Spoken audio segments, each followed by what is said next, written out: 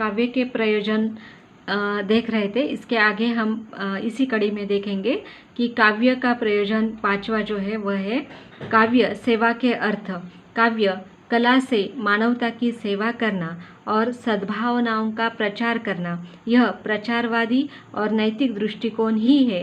काव्य या कला से तो सेवा होती ही रहती है, अर्थात काव्य से सद्भावना का प्रचार होता है, अच्छे विचारों का प्रचार होता है, तथा यह प्रचारवादी और नैतिक दृष्टिकोण, जो नीति है, जो अच्छाई है, वह और भी फैले समाज में।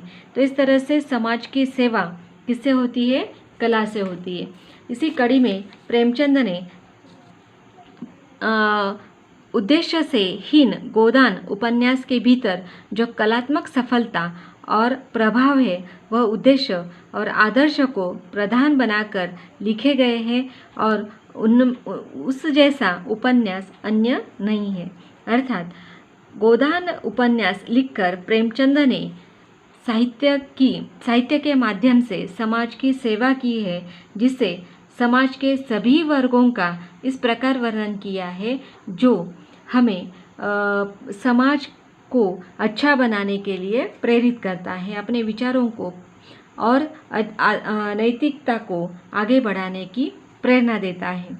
अगला प्रयोजन है जो कुछ समूह इसको काव्य का यह प्रयोजन मानते हैं कि काव्य आत्म साक्षात्कार के अर्थ, अर्थात आत्म यानी स्वयं को साकार करता है, यही केवल उसका उद्देश्य है।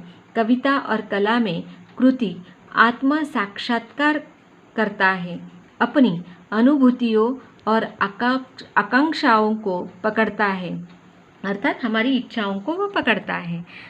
अनुभूतियों को, हमने जो अनुभव ग्रहण किए हैं वह सभी अनुभव और हमारी आशाएं वह कविता के माध्यम से प्रकट होती है और वहाँ पर वह दिखाई देती है और उन्हें अभिव्यक्त प्रदान करता है। विश्व और जीवन का जो प्रतिबिंब उसके मानस पटल पर अंकित हुआ है, उसे समझना और उसी प्रकार चित्रित करना कलाकार का ध्येय रहता है। अर्थात देखिए, विश्व और जीवन का जो कुछ भी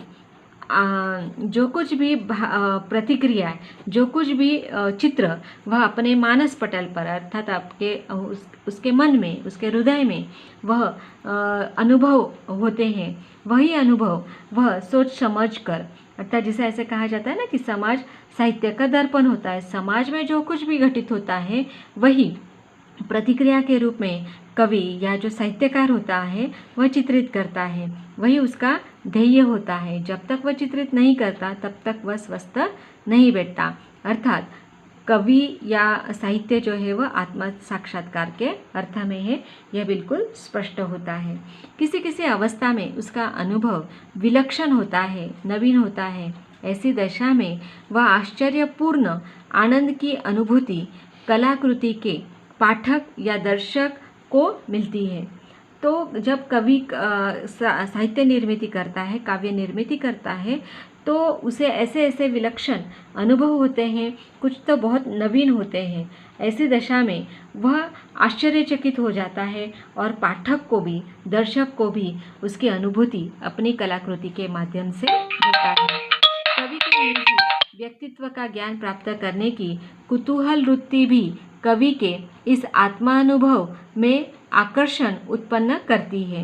अतः आत्म साक्षात्कार की प्रक्रिया भावुक कलाकार और गीतकार की विशेषता होती है। अर्थात जितनी आत्मीयता से, जितने आत्मा अनुभव से कवि साहित्य निर्मिति करता है, उतना ही वह अधिक भावुक और उसमें जो विशेषता होती है वह और भी निखर आती है, स्पष्ट होती रहती है। इस प्रकार काव्य का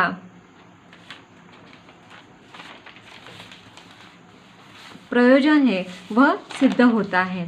अगला प्रयोजन हम देखेंगे काव्य सृजनात्मक आवश्यकता। सातवां और अंतिम प्रयोजन है काव्य एक सृजनात्मक आवश्यकता। काव्य या कला के संबंध में तथ्यवादी और दार्शनिक महत्वपूर्ण दृष्टिकोण यही है। इस प्रकार ईश्वर की सृष्टि का क्या प्रयोजन है, यह बताना कठिन है कि ईश्वर ने यह सृष्टि क्यों बनाई है, क्या उद्देश्य है उसका। वैसे प्रश्न होते हुए भी हम देखते हैं कि यह सृष्टि बराबर चलती है, यह संसार बराबर चलता रहता है। उसी प्रकार काव्य रचना एक सृजनात्मक आवश्यकता है, जिसको पूरा किए बिना सृजनकारी प्रतिभा से युक्त व्यक्ति रह नहीं सकता। कला के लिए यह दृष्टिकोण भी इसी पृष्ठभूमि पर आधारित है।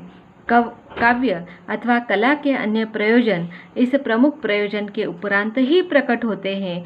यह प्रयोजन एक स्वयं सिद्ध अर्थात काव्य एक सृजनात्मक आवश्यकता, यह प्रयोजन स्वयं सिद्ध है, वह परिपूर्ण है और अपने आप ही निर्माण होने वाला ऐसा प्रयोजन है। इस तरह से हमने पाश्चात्य विद्वानों द्वारा दिए गए काव्य के प्रयोजन देखे हैं। वे 7 हैं: कला के लिए, कला जीवन के लिए, कला जीवन के अर्थ, कला आनंद और मनोरंजन के लिए, कला जीवन के लिए, कला एक आत्म साक्षात्कार, कला एक सृजनात्मक आवश्यकता। तो इस तरह से 7 प्रयोजन आपको याद रखने हैं, उसे स्मरण रखना है और उसे समझना है। धन्यवाद।